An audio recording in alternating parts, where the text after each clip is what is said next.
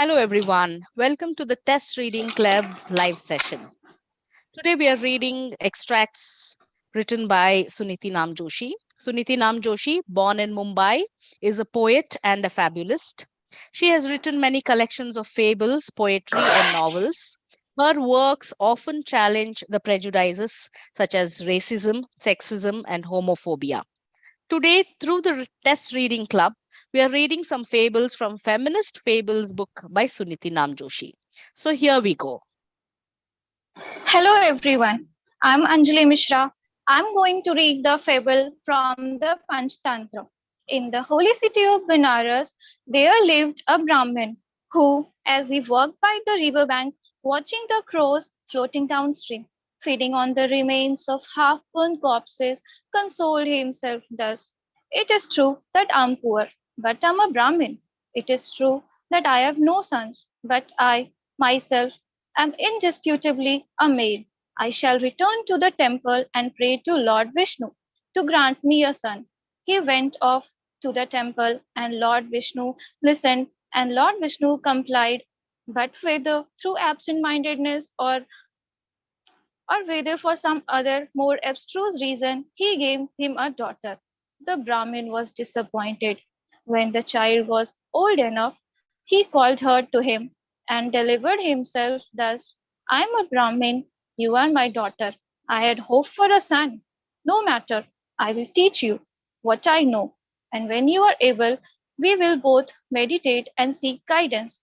Though only a woman, she was a Brahmin, so she learned very fast, and then they both sat down and meditated hard. In a very short time, Lord Vishnu appeared. What do you want? He said. The Brahmin couldn't stop himself. He blurted out quickly, I want a son. Very well, said the god. Next time around, in his next incarnation, the Brahmin was a woman and bore 8 sons. And what do you want? He said to the women. I want human status. Ah, that is much harder. And the god hedged and appointed a commission. Thank you. That was wonderful, Anjali. So here we go to the next Hello, one. hello everyone. My name is Krishna Agrawal and I will be reading The Ugly One. Once upon a time, there was an extraordinarily ugly creature. It dribbled, snot leaked from its nose, wax from its ears, and excrement clung to its tattered clothing. Its sex was indeterminate, but after its death, people generally agreed that it had once been a woman. The creature was not unique nor exceptional in any way. At birth, for example, there hadn't been a trace of any congenital defect.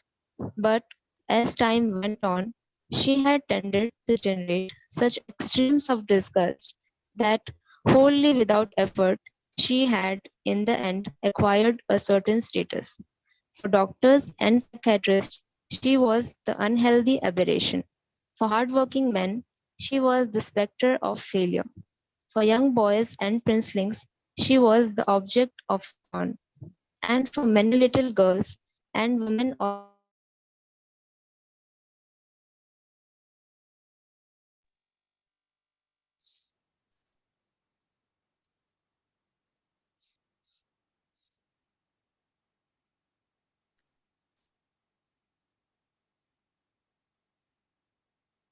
Yes.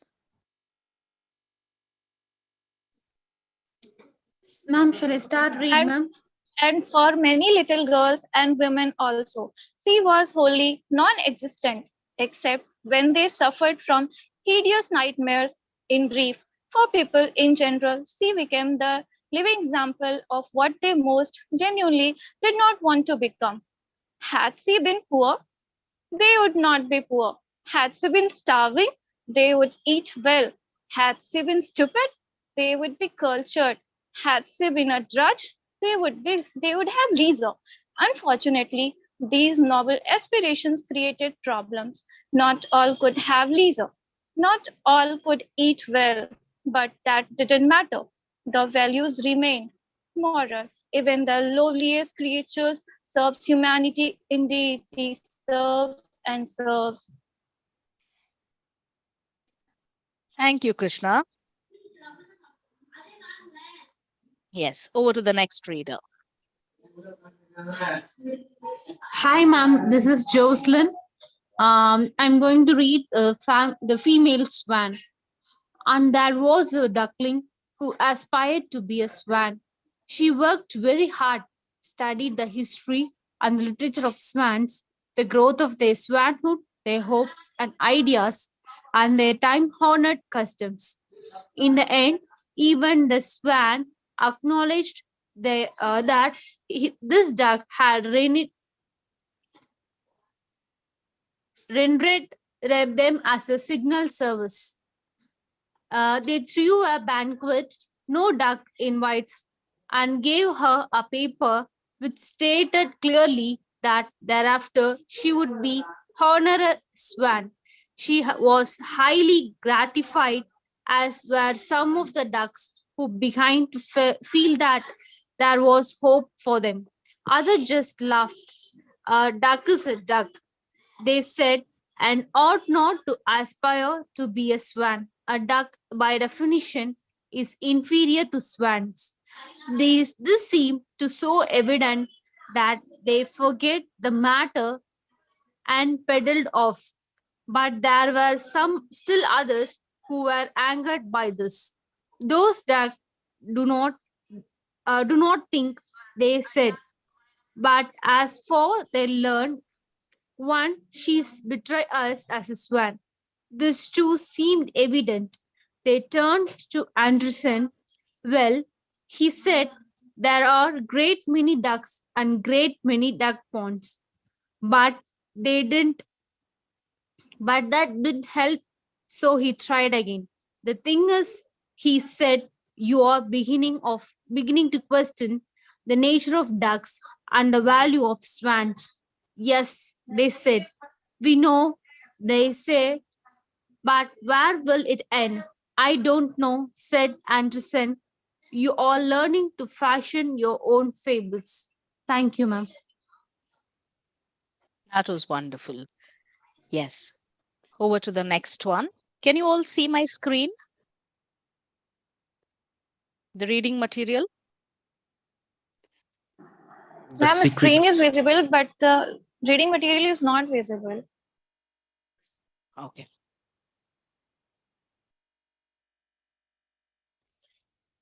The secret wisdom. And I'm Khalid, I'm be reading this. A very young woman in search of wisdom had made her way to the country of the Smilers. She was reasonably pretty and extremely enthusiastic, and she was made to feel welcome and treated kindly. The leader of the Smilers had granted her an interview, and as she asked her question, he smiled a great deal. Tell me, she said, what is the source of your secret wisdom? All the officials and the leaders have been so courteous and smiled so kindly. Thousands of years ago, the leader began. A great prophet arose and he said to us, God has given you two eyes each, but on any given occasion, you only need one. Do not be profligate.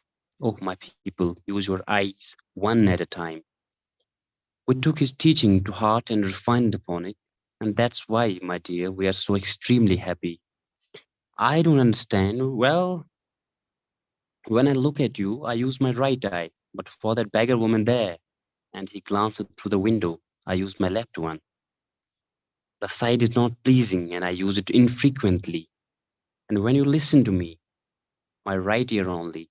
But for that dog over there, which is probably winning, and he pointed at a cur that was limping through the street, I would have used my left ear.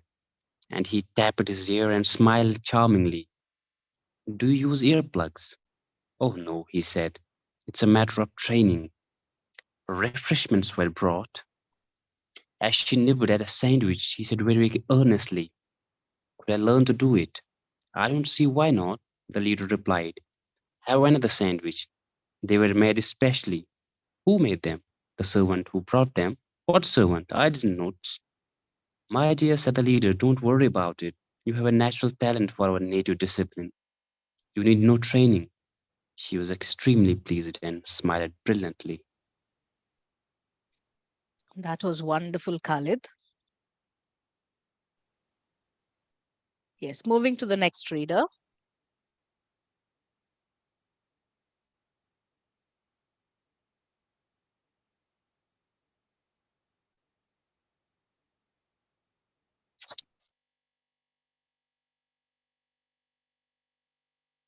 The grace of the goddess.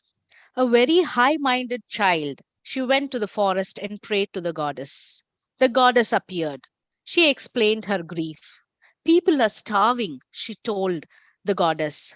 Children suffer. Women are beaten and raped and killed.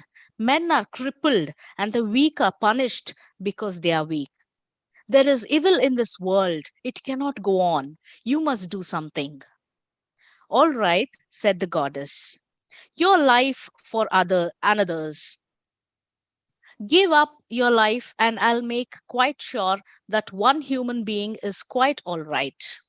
No, said the girl. I'm also human and have a right to live. Well, two human beings? Countered the goddess. And a lesser price? All you give up is a privileged life. No, said the girl. Oh, said the goddess. Well, then, five human beings? 10 human beings? Or if you like, 1 million human beings and at the same price?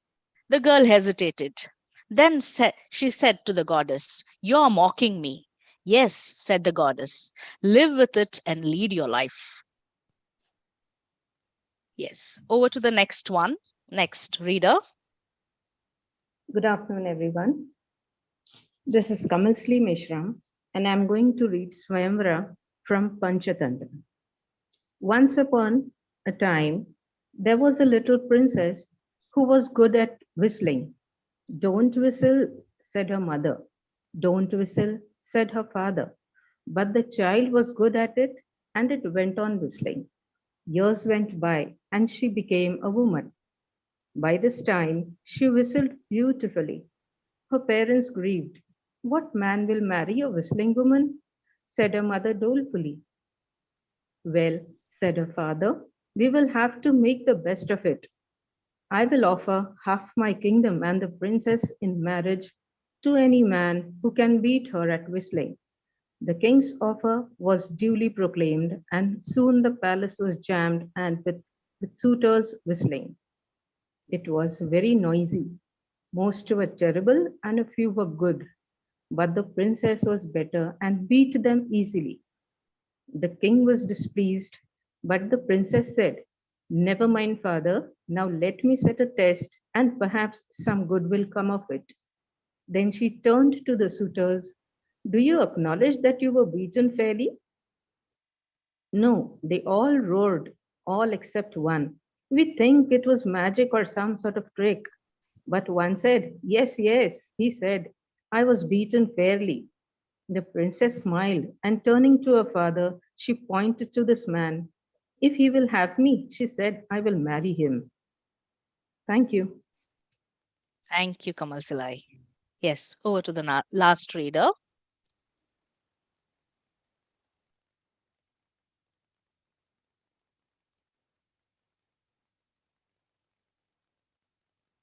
Yes, Khalid, we can't hear you.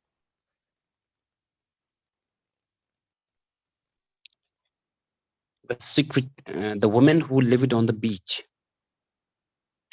It's read by Khalid.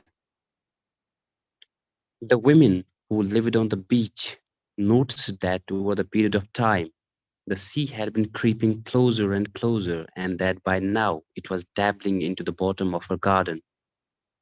She decided that she ought to do something about it, so she went down to the sea and questioned the creature.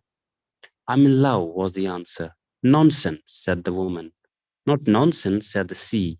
The air caresses you, the sun licks your skin, and once in a while, when you come down to bathe, it's my turn again, and I make love to you then. The women didn't know whether she liked this or not, but she stood there a while and let the sea lick her toes and then her ankles and even her legs. The night when she was sleeping, she heard the sea lapping softly by the side of her bed. Go away, said the woman. No, said the sea. I want to hold you. Don't be afraid. Once you are in my arms, you will be the part of myself. No, said the woman. Why not? Said the sea. Because, said the woman, what you want isn't human. It's too one-sided. Thank you, Khalid. Well, thank you everyone for reading the Fables. That was a wonderful reading session. So, for more, stay tuned with Wallet's TES. Take care. Have a good day. Bye.